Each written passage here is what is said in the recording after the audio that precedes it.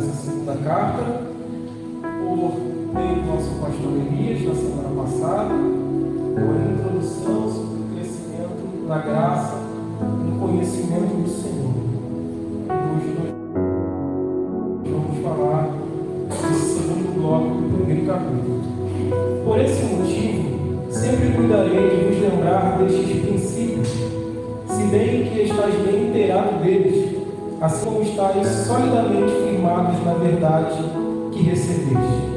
Contudo, considero fundamental, enquanto estiver no tabernáculo deste corpo, despertar a vossa memória, porquanto estou consciente de que em breve deixarei este tabernáculo, como o nosso Senhor em glória da parte de Deus, quando a suprema glória lhe foi dirigida a voz que declarou: este é o meu Filho amado, em quem me regozijo. Ora, nós mesmos ouvimos essa voz vinda dos céus, quando estávamos com ele no Monte Santo. Sendo assim, temos ainda mais concreta a palavra dos profetas, e fazeis muito bem em prestar atenção a ela, como a uma candeia que brilha nas trevas, até que todo dia se ilumine e a estrela da alva nasça em vossos corações. Antes de tudo, sabei que nenhuma profecia da Escritura provém de interpretação pessoal, porquanto jamais a profecia teve origem na vontade humana, mas para a igreja, para os cristãos que estavam dispersos em regiões diferentes por conta da perseguição. Agora, no versículo 1, Pedro menciona que ele está dirigindo essa carta para aqueles que alcançaram uma graça, que alcançaram a salvação por meio de Cristo Jesus. O povo que já está com uma fé mais consolidada, o povo que está com uma base mais estruturada a respeito da sua fé em Cristo Jesus. Esse povo está na região da Ásia Menor. Pedro está escrevendo essa carta para este povo, embora há especulação e discordância de que Pedro seja o autor desta segunda carta. Não há dúvidas, não resta dúvidas que Pedro é o autor da primeira carta de Pedro, até porque ele faz menção dele mesmo nessa carta e menciona um copista que está trabalhando nesse projeto com ele. Mas na segunda carta não há nenhuma menção de Pedro sendo o autor desta, nem de um copista. Mas também existem outras especulações que giram em torno do contexto da carta, até mesmo a falta de menção nas literaturas cristãs do primeiro século. Então eles invalidam Pedro como o autor desta carta, mas que nós podemos entender de uma outra forma, porque eles argumentam que Pedro não seria o autor devido a ele não ter conhecimento suficiente da língua grega por ele ser um pescador. Mas nós podemos entender em outras vertentes que o apóstolo Pedro pode sim ter escrito essa carta depois de algum tempo, porque a probabilidade dele ter sido o autor através de ter detido o conhecimento da língua grega ao longo do seu ministério, desde o momento em que ele se torna discípulo de Cristo até este momento em que ele está redigindo esta carta para este povo. Ou que também ele pode ter sido o autor inspirado por todo este conteúdo, mas que não necessariamente tenha redigido a carta, mas tenha tido o auxílio de um copista, também como na primeira carta. Há um intervalo de aproximadamente 3 anos da primeira carta de Pedro para a segunda carta escrita. E esse primeiro capítulo é uma espécie de um prefácio contra os falsos mestres que estão se infiltrando na igreja naquele tempo, que vai ser abordado com mais veemência e com mais clareza no capítulo 2. Mas aqui ele está dando um prenúncio de qual é o assunto desta carta.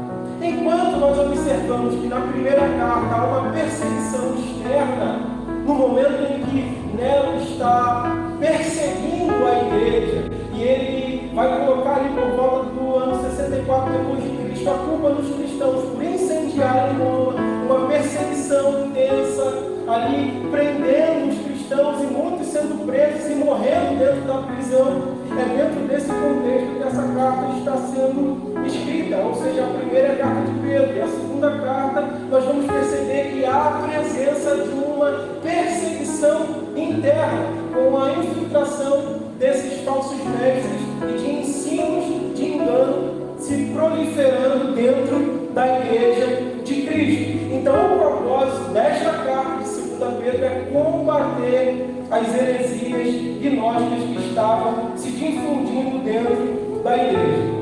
Por isso ele começa dizendo ali no versículo 12: por esse motivo, qual o motivo? Aquele que o pastor Elias trabalhou conosco na semana passada, para que nós cresçamos na graça e no conhecimento do Senhor, para que nós possamos desenvolver os elementos do fruto do Espírito Santo e assim podermos permanecer firmes naquilo que concerne a nossa fé.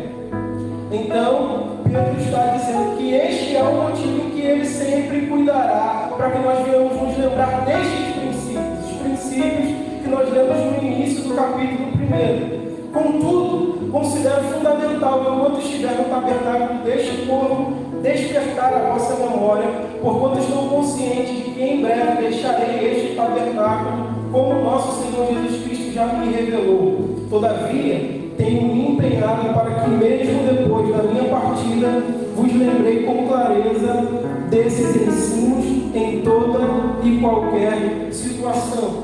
O cuidado e o zelo de Pedro com os irmãos na fé e com o desenvolvimento da igreja diante dessas situações perturbadoras que ela vem enfrentando. A perseguição externa e a infiltração de falsos mestres, de falsos profetas, sendo inseridos dentro do contexto da igreja. Pedro, então, ele atinge aqui o ápice da essência e do propósito do Evangelho. Ele ama a Deus sobre todas as coisas e ama o próximo como a ele mesmo. De modo que este Pedro que está redigindo, ou é o autor desta segunda carta, olha por cima dos seus ombros e vê o Pedro que está lá no passado, antes da crucificação. Um Pedro que naufragou na fé, apesar de ser ousado naquilo que cria, foi o único que teve coragem de pedir a Jesus que fosse ao seu encontro por cima das águas. Jesus disse: venha. Pedro consegue dar alguns passos, mas com uma fé ainda vacilante, temerosa, medroso, covarde, ele começa a afundar, mas tem uma experiência que ninguém havia tido. Esse mesmo Pedro que consegue transitar entre o céu e o inferno numa velocidade intensa demais, porque esse mesmo, quando é indagado com os outros discípulos por Jesus, ele diz: Senhor, para quem iremos nós, se só tu tens as palavras de vida eterna? Mas esse mesmo Pedro que recebe uma revelação e uma inspiração divina é o Pedro que em outro momento diz: Senhor, nós precisamos criar uma estratégia para que você não seja crucificado e continue entre nós. E Jesus repreende: para trás de mim, Satanás. Esse mesmo Pedro que tem uma revelação divina consegue ser usado pelo diabo no mesmo momento. É esse Pedro que, no ímpeto do seu temperamento, tenta livrar do seu mestre, cortando a orelha do soldado mau, sem pensar duas vezes, protegendo aquele que ele dizia amar. Era um Pedro impulsivo, preocupado consigo mesmo, egocêntrico, que no momento em que Jesus mais precisou da presença dele, antes que o galo cantasse por 3 vezes, ele foi capaz de negar Jesus. Esse Pedro está olhando agora com um sentimento de empatia, generosidade, graça, bondade e misericórdia para esse povo, para essa igreja, e consegue pensar mais nos outros do que nele mesmo, mesmo sabendo que está chegando o momento da sua própria morte. Como Cristo já havia revelado, Pedro não tem uma intuição, Pedro não acha que vai morrer, mas ele diz: Cristo já me revelou que eu passarei deste corpo para um outro processo, para um outro plano. Pedro vai deixar ali aqueles irmãos em um dado momento, e não muito distante, mas nós não vemos aqui um Pedro angustiado, triste, desesperado, preocupado acerca da sua própria morte, mas ele está preocupado em continuar falando do propósito do reino de Deus para aqueles que estão ouvindo naquela igreja. E como Jesus Pedro prepara este povo, essa igreja, para a sua ausência que irá acontecer, para que eles não vivam subjugados. Na ausência de um líder, não tem com quem eles contarem para amparar a sua própria fé. Porque todos nós temos um início, um começo de jornada de fé, mas não poderemos caminhar, ser nutridos, alimentados e dar passos amparados com os outros para sempre. Precisamos amadurecer a nossa fé, amadurecer a esperança dos nossos corações que está nutrida e contida em Jesus. Então Pedro, como Jesus está preparando esses cristãos para a ausência da sua liderança, para que eles consigam caminhar em sua fé sem estarem amparados em alguém. E o apóstolo reconhece a maturidade e o aperfeiçoamento dos santos na verdade, não em uma verdade subjetiva ou relativizada, mas a palavra de Deus é suficiente para eles. Santifica-os na verdade, a tua palavra é a verdade. A palavra que Jesus disse que conhecereis a verdade, e essa é a verdade que é capaz de libertar cada um de vocês do jugo, do pecado, do juízo que vocês vivem. A palavra é o suficiente. Só que Pedro diz: contudo, vírgula, porém, entretanto, no entanto, todavia, essa conjunção administrativa faz um apontamento para uma apresentação sequencial daquilo que Pedro quer dizer para nós. Considera fundamental lembrarmos dos ensinos. É um contraste com aqueles que acreditam que Pedro não é o autor desta carta pelo fato dele ser leigo. Não é um preconceito com Pedro pelo fato dele ser um pescador, mas é que algumas profissões e ocupações na época de fato não detinham uma capacidade elevada de intelectualidade. Pedro falava hebraico, aramaico, mas não detinha um conhecimento profundo da língua grega. O máximo que eles falavam era o grego koineu, o grego comum e popular, que eles utilizavam para fazer o seu comércio. Mas há expressões sofisticadas, há uma sistematização nesta segunda carta que faz um apontamento para que eles não acreditem que Pedro é o autor da mesma. Sobretudo, quem tem o hábito de escrever sabe que o escritor ele tem os seus vícios de linguagem. Dá para saber se é alguém que é o autor ou não de uma carta, de um texto, de um artigo, porque a gente, quando acompanha tal autor, percebe que ele tem frases repetidas, tem o costume de usar palavras, conexões entre uma palavra, uma frase e outra, e talvez seja por isso que eles discordam que Pedro é o autor desta carta, mas como copista não há uma necessidade de semelhança na literatura da primeira carta para a segunda carta, então. Mas aqui nós estamos vendo um leigo, um indouto, iletrado, sem analfabeto, incentivando o povo acerca do ensino, de preservar o ensino, de se manterem aprendendo a palavra, se debruçando sobre as Escrituras, porque ele fala, mas não fala de si mesmo, mas fala do poder do Espírito Santo que estava sobre ele e já havia o revestido. E o ambiente da igreja é magnífico para nós observarmos esse cenário, enquanto pessoas que estão com doutorado, estão fazendo mestrado, são acadêmicos, conseguem se sentar para ouvir um semi-analfabeto, um leigo, um indouto falando, porque sabe que ele não está movido pelo seu conhecimento humano, ele não está movido por aquilo que ele sabe ou que ele conhece, o que ele adquiriu nas cadeiras acadêmicas, mas ele fala pelo poder do Espírito de Deus. Como o apóstolo Paulo disse: eu vim aqui e não usei nenhum poder de persuasão, nem conhecimento para falar a vocês, mas o que vocês viram foi a manifestação do poder de Deus. Aí Pedro diz que ele vai deixar esse tabernáculo, como o nosso Senhor Jesus Cristo já havia revelado. Pedro usa essa figura de linguagem para dizer acerca do seu próprio corpo. O tabernáculo era um templo móvel no período do Antigo Testamento, que acompanhou durante um bom tempo o povo que estava peregrinando ali no deserto. E de acordo com a direção que Deus dava para o povo, o tabernáculo se movia. A tenda mudava de lugar. Era itinerante, transitante. transitória, passageira, não estava fixa em lugar algum. Por isso, Pedro se refere ao seu próprio corpo como um tabernáculo, uma referência de que era uma residência temporária para um espírito que possui um destino eterno.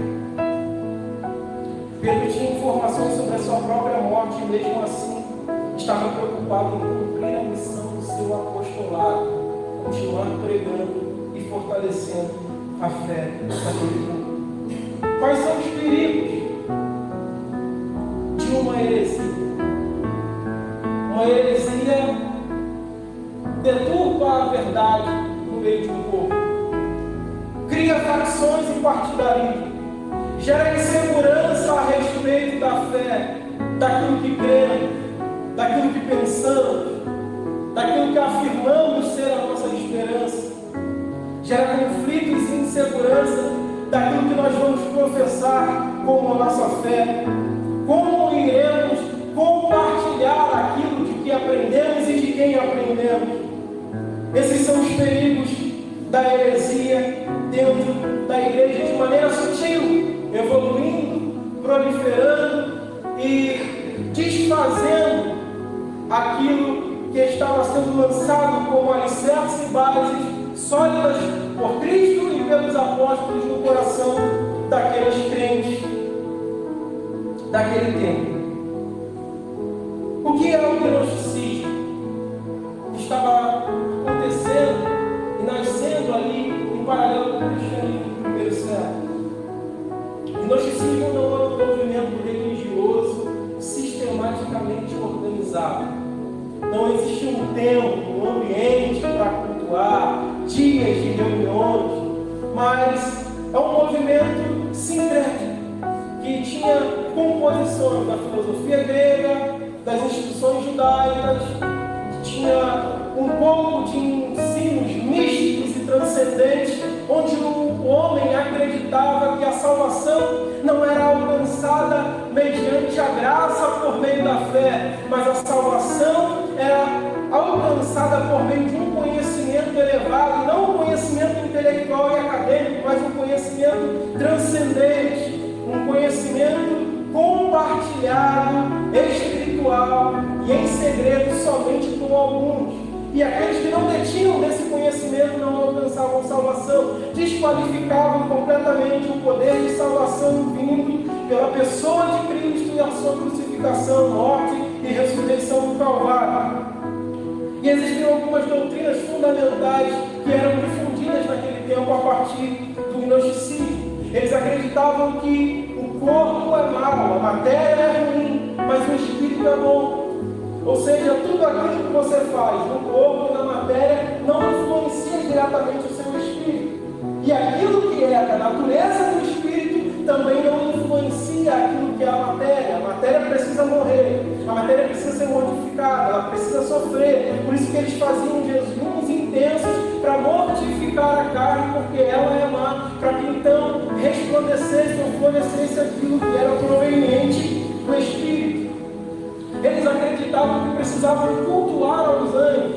E isso também é algo combatido pelo apóstolo Paulo com a igreja de Corinto, que era uma igreja que possuía todos os dons, mas usava de maneira ineficaz, porque eles estavam usando para seus benefícios pessoais e para um fim não proveitoso. É por isso que o apóstolo Pedro vai colocar como ponto alto deste primeiro capítulo a supremacia da palavra e a divindade de Jesus Cristo, combatendo a doutrina do gnosticismo, porque eles criam que Jesus não era o Filho de Deus e nem uma pessoa da Trindade, mas Jesus era uma emanação de Deus igual a qualquer outro, igual aos 24 anciãos, igual aos 4 seres viventes, igual aos anjos. Jesus era a mesma categoria de qualquer outro ser espiritual.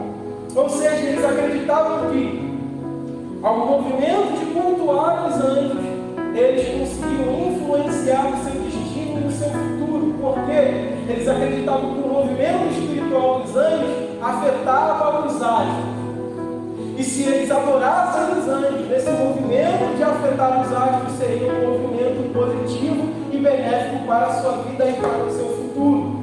Então, da mesma maneira que o cristianismo está influenciando o gnosticismo de maneira indireta, sutil, também está influenciando a liturgia de culto daquele tempo.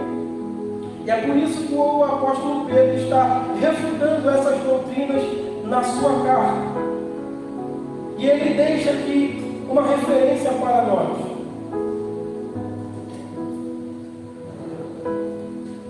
Todavia, eu me empenho para que mesmo depois da minha partida, vos lembreis com clareza desses ensinos em toda e qualquer situação.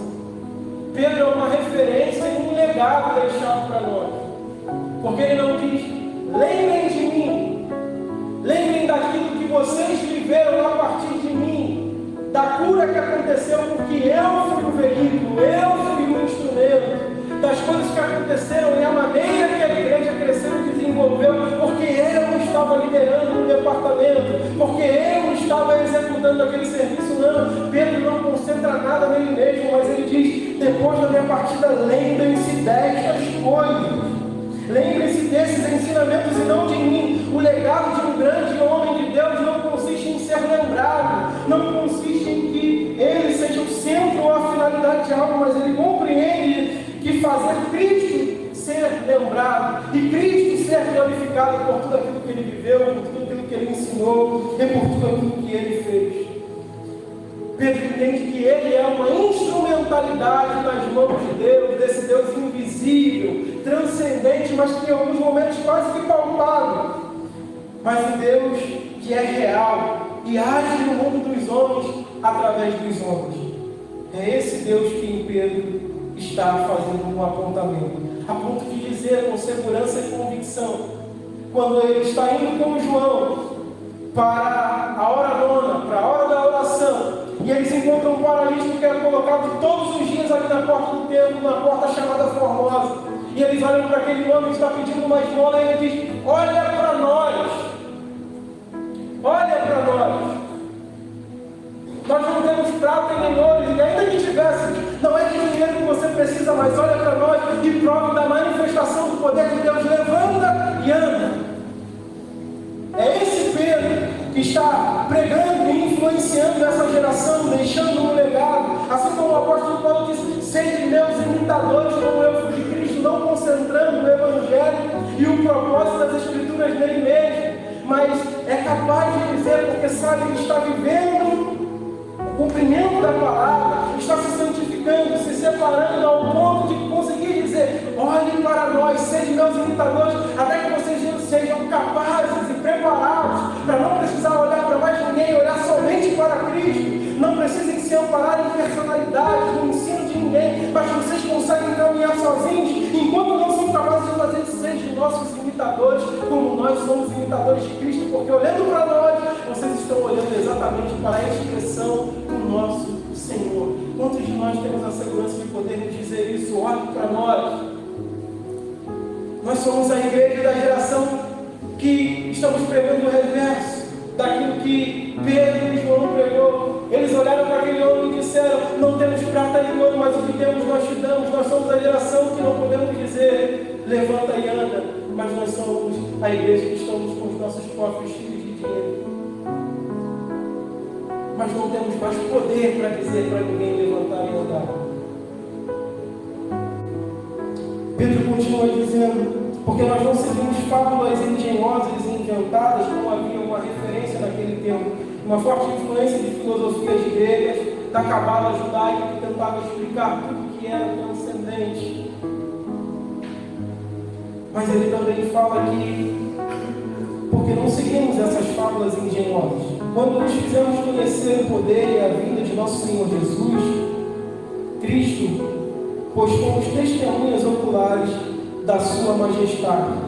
Ele recebeu honra, glória da parte de Deus, quando da suprema glória lhe foi dirigida a voz que declarou, este é o meu Filho amado, em quem eu me regozijo ou em quem eu me comprazo. Pedro está dizendo que ele foi uma das testemunhas oculares que viu isso acontecer. Tanto os discípulos de João Batista viram o batismo de Jesus, quando o Espírito Santo, da forma corpórea de pomba, desce sobre Jesus, uma voz do céu e brada: este é o meu filho amado, em quem me comprazo. Eles ouvem essa mesma expressão lá no Monte da Transfiguração. E transfiguração no grego, nesse texto, é a mesma expressão utilizada lá em Romanos 12:2. A transformação da vossa mente, para que vocês provem a boa, agradável e perfeita vontade de Deus. A metanoia, a metamorfose, essa manifestação metafísica de Jesus se apresentando aos seus discípulos não somente como Jesus humano, mas como ele realmente era, o Jesus Deus encarnado, vivo entre nós, mostrando que Jesus não vai mais se apresentar somente como homem, mas vai se apresentar também a partir de então como Deus. Essa experiência altamente espiritual, transcendente, sobrenatural, onde a liturgia dos céus se encaixa com a liturgia da terra. E eles podem ver a natureza de Jesus, onde as três maiores representações religiosas estão fazendo um apontamento para um novo tempo. Moisés aparece ali representando a lei, enquanto Elias aparece representando os profetas. Cristo está no meio, sendo essa ruptura agora. Ele não vem para abolir a lei, mas para cumpri-la, apresentando um novo tempo, um tempo de graça, por meio do seu sacrifício, apresentando uma novidade de vida, um novo tempo, apresentando o Evangelho, as boas novas para aqueles que crescem. Pedro está tão extasiado com aquele momento que ele fala: vamos construir uma tenda, uma para ti, uma para Elias e uma para Moisés. Mas isso não é idolatria de Pedro, mas é aquele culto que a gente é tão impactado pela glória de Deus que a gente não quer voltar para o ordinário, a gente não quer voltar para o cotidiano. A gente está tão extasiado, tão tocado por aquilo que nós estamos provando, que é algo tão indescritível que a gente não quer voltar para o dia a dia, não quer chegar no dia seguinte e precisar ir trabalhar, voltar para as angústias da vida, para a ansiedade e as preocupações. A gente não quer se aborrecer com os filhos, a gente não quer resolver os problemas do dia a dia. Então vamos ficar aqui nesse ambiente onde a gente só consegue contemplar a glória de Deus. E nesse evento, Pedro diz que viu a confirmação de que esse Jesus era de fato o Filho amado de Deus. Então ele diz: sendo assim, temos ainda mais concreta a palavra dos profetas, e fazei muito bem em prestar atenção a ela. Ainda mais concreta a palavra dos profetas. Jesus é a plenitude da profecia de Deus.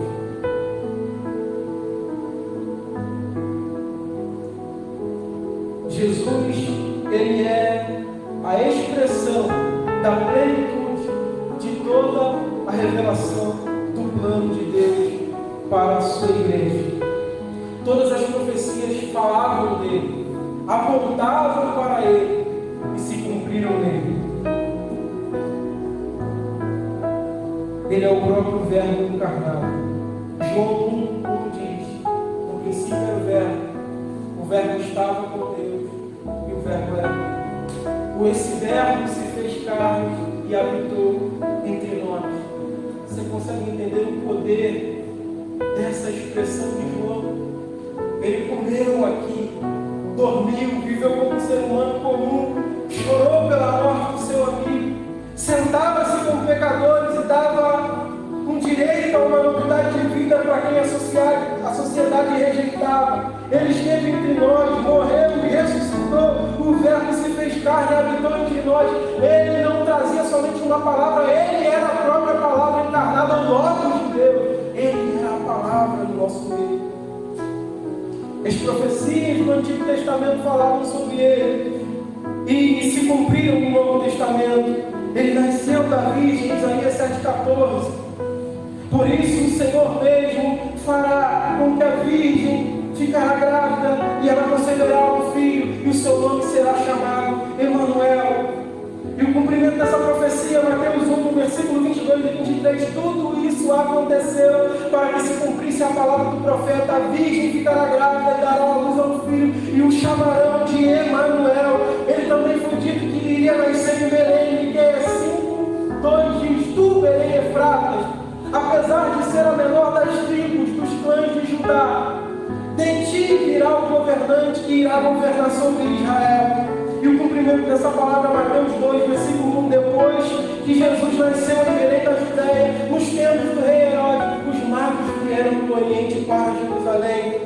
Eles disseram sobre a fuga do Egito, Oséias 11, versículo 1, quando Israel era um menino, eu o amei, e do Egito o chamei. O cumprimento dessa palavra nós vemos lá em Mateus 2, versículo 14 e 15, então ele se levantou, pegou a mãe e o menino durante a noite e partiu para o Egito, onde ele ficou até a morte de Herodes, cumprindo-se o que o Senhor tinha dito pelo profeta, do Egito chamei o meu filho. Nós vemos também a profecia da entrada triunfal de Jerusalém, profetizada por Zacarias, capítulo 9, versículo 9. Alegrem-se, ó filha de Sião, exultem, ó filha de Jerusalém, porque o seu rei vem a você justo e vitorioso, humilde e montado sobre um jumento, sobre um jumentinho, cria de jumento. Nós olhamos lá em João, capítulo 12, versículo 14 e 15. Jesus conseguiu um jumento e montado sobre um jumento, ele entrou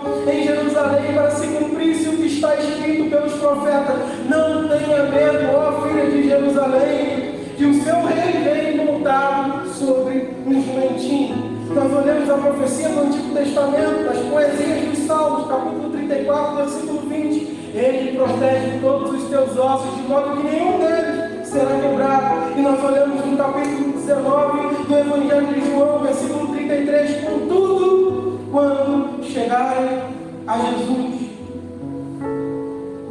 constatando que ele estava morto, não lhes quebraram a perna. E olhamos para a sua ressurreição, Salmo 16, versículo 10 diz: porque o Senhor não abandonará o justo no chão, e nem permitirá que o teu santo sofra a decomposição. E nós olhamos para Mateus 28, versículo 7 ao versículo 5 ao versículo 7. Não tenha medo. Vocês estão procurando a Jesus, aquele que foi crucificado, mas eu tenho uma notícia para vocês: ele não está aqui, ele ressuscitou, como havia dito. Venham e vejam o seu túmulo, ele ressuscitou, e a sua ascensão ao céu também foi profetizada. Salmos capítulo 68, versículo 18: quando subiste às alturas, ó Senhor Deus, levaste cativos muitos prisioneiros, recebeste dádivas entre os homens, até mesmo rebeldes, para estabeleceres uma morada. E o cumprimento dessa profecia está em Atos capítulo 1, versículo 9. Tendo dito isso, foi elevado aos céus, às alturas, e enquanto eles olhavam, uma nuvem o cobriu da visão deles. Nós temos aqui a confirmação de que Jesus é o Filho de Deus. Jesus não era somente um profeta, mas ele era a própria profecia encarnada em nosso meio. Jesus não tinha características proféticas, ele não se vestia de pele de camelo, ele não se alimentava de mel e gafanhotos, mas ele não somente carregava uma mensagem, uma profecia, ele era a própria profecia de Deus em nosso meio. E aí a carta continua dizendo: sendo assim, tendo ainda mais concreta a palavra dos profetas, e fazer muito bem em prestar atenção a ela, como a uma candeia que brilha nas trevas, até que todo o dia se ilumine e a estrela da alma nasça em vossos corações. Que nós possamos olhar para a palavra como essa luz que brilha em meio às trevas, a luz que traz clareza à nossa vida e ao nosso coração, e que alcançados por essa luz, nós também possamos ser candeias e luzeiros do Senhor neste mundo que já está em trevas, e possamos viver a verdade. Salmo 119, versículo 105: lâmpada para os nossos pés é a tua palavra e luz para os nossos caminhos. Não que ilumina só o nosso caminho individual, mas que por onde nós passarmos, essa luz também ilumine a vida de tantos outros que carecem de ser resgatados das trevas para essa maravilhosa luz. Então, ele finaliza dizendo: antes de tudo, sabei que nenhuma profecia da Escritura provém de interpretação pessoal, porquanto jamais a profecia teve origem da vontade humana, mas homens santos falaram da parte de Deus, orientados pelo Espírito Santo. Nenhuma profecia é de interpretação particular. Eu leio a Bíblia e eu acho que ela diz. Eu entendo que é desse jeito. Nós somos seres emotivos demais. E dependendo do dia que nós abrimos essa palavra e a maneira que nós compreendemos o que ela diz, segundo o que eu acho, isso pode ser muito perigoso. A Bíblia diz, e da maneira que ela diz, cabe a nós interpretarmos e vivê-la na sua integridade e integralidade da palavra como ela é. A origem da profecia segue um percurso exato. Como a matemática de 2 mais 2 são 4, ela acontece exatamente desse jeito. A sua origem começa em Deus, que passa por santos homens de Deus, que vão fazer esses anúncios, compartilhar os segredos daquilo que é espiritual e Deus coloca em seu coração e em sua boca para profetizar, e que chega até nós, e que são orientadas para a sua interpretação pelo Espírito Santo de Deus. Quando nós interpretamos, movidos pelo Espírito Santo, nós compreendemos a grandeza e a profundidade dessa palavra. É Ele quem concede a interpretação dessa Escritura como palavra inspirada, apta para nos ensinar, para nos corrigir, para edificar as nossas vidas com o propósito da profecia, edificar, consolar e exortar o indivíduo. Essa mesma palavra que é poderosa, inerrante, verdadeira, absoluta, viva e eficaz, capaz de penetrar muito além das juntas e das medulas, capaz de discernir as intenções do coração e da mente. É essa palavra que é a profecia que ecoa aos nossos ouvidos e aos nossos corações nessa noite. É essa mesma palavra que instrui a igreja, da qual as portas do inferno não prevalecem contra ela. E ao longo dos milênios, nem Nero, nem Roma, nem o Coliseu, nem as heresias, nem os falsos mestres, nem os falsos profetas, nem o desânimo, nem a apostasia foi capaz de parar, nem mesmo agora nos últimos tempos a pandemia foi capaz de parar a igreja do Senhor Jesus, mas ela permanece firme, intacta, de pé, para a glória de Deus. É essa igreja que nos instrui através desta palavra verdadeira, poderosa, a base sólida para a nossa vida, que se nós estamos enfermos, ela tem uma palavra de cura para nós. Se nós estamos desesperados, ansiosos, ela tem uma palavra de consolo, com a paz que excede todo entendimento, que alcança a nossa vida. Um problema no casamento, ela responde. Um problema sobre a criação dos filhos, ela responde. Nós não precisamos consultar o horóscopo, nós não precisamos ouvir o que o radialista tem para dizer na rádio, nós não precisamos buscar o conselho dos coaches. Tudo aquilo que nós estamos atravessando, todas as circunstâncias e tudo aquilo que nós estamos vivendo, há resposta na palavra de Deus. A suficiência da palavra para cada um de nós. Essa mesma palavra continua até os dias de hoje, restaurando vidas e fazendo como Jesus disse quando ele levantou com a oportunidade na sinagoga, dizendo: a palavra se cumpre hoje, porque ele me ungiu para pregar as boas novas aos cativos.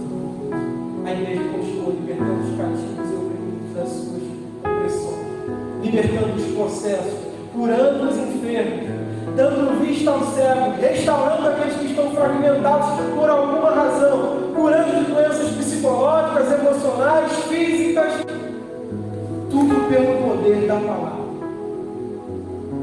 Nós precisamos entender tudo o que está escrito, porque quando uma igreja sabe, os falsos mestres não andam, porque não encontram uma oportunidade de deturpar a verdade, de perverter os corações. E daí fica a reflexão para nós finalizarmos aqui nessa noite.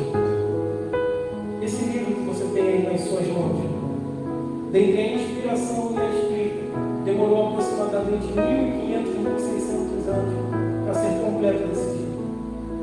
Onde Deus, por meio do seu Espírito, inspirou homens de diferentes esferas de atuação, boiadeiros, poetas, sábios, reis, profetas, diversos autores para escrever essa palavra.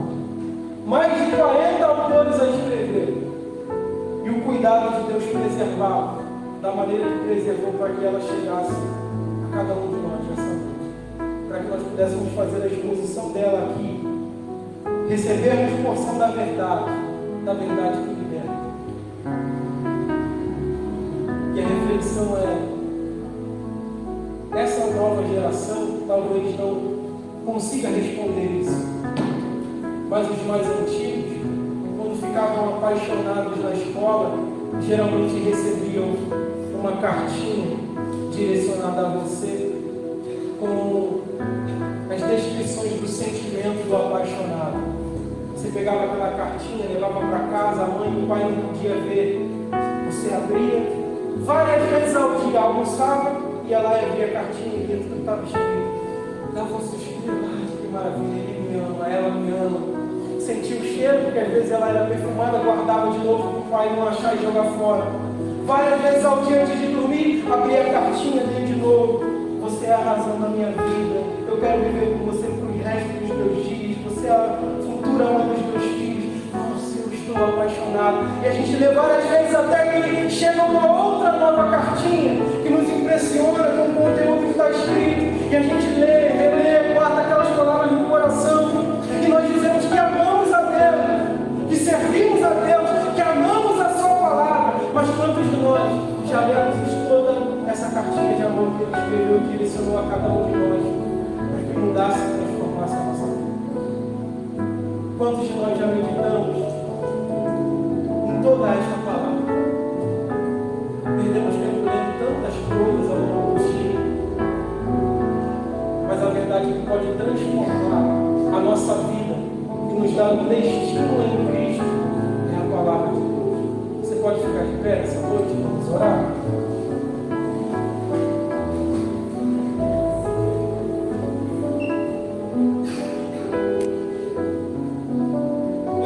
Senhor Deus, nós te glorificamos nessa noite pela exposição da tua palavra. A mesma diz que ela surte o efeito para o qual foi enviada. Não por conta de quem é o pregador, ou pelas habilidades técnicas de desenvoltura de uma mensagem, mas porque o Senhor tem um compromisso com a tua palavra. E a suficiência da tua palavra que age nos corações, que convence o homem da justiça, do pecado, do juízo por meio do teu Santo Espírito. É essa palavra que liberta e abre as nossas mentes e os nossos olhos para o engano que nós estamos vivenciando e nos atrai para viver na tua graça, no teu amor e na tua infinita bondade. Que a tua palavra resida em nós, transforme a nossa vida, nos santifique por meio da tua palavra, que nós sejamos aperfeiçoados através dela e possamos viver uma vida segundo o desejo do teu coração, que possamos estar alinhados à tua vontade, que por meio dela conheçamos aquilo que o Senhor quer de nós e possamos nos inclinar a ti e te obedecer. Que a nossa convicção, a nossa esperança, a nossa garantia repousa na tua palavra e no Cristo da palavra, que é capaz de transformar as nossas vidas, de transformar destinos, de salvar os perdidos, de curar os enfermos, de transformar vidas. Que somente a tua palavra seja o nosso guia, aquilo que nos conduz, aquilo que nos dirige, e que nós sejamos preparados para responder a qualquer questão concernente à nossa fé. Que não sejamos ludibriados, enganados, que não sejamos envergonhados sobre aquilo que nós dizemos acreditar e seguir, mas que nós possamos dizer com toda a convicção e coragem que Cristo é a esperança da glória, e que reside em nós, e que é nesse Cristo que nós esperamos vir das alturas para buscar uma igreja incorruptível, lavada e remida no teu sangue. Assim nós oramos e te agradecemos em nome de Jesus. Amém.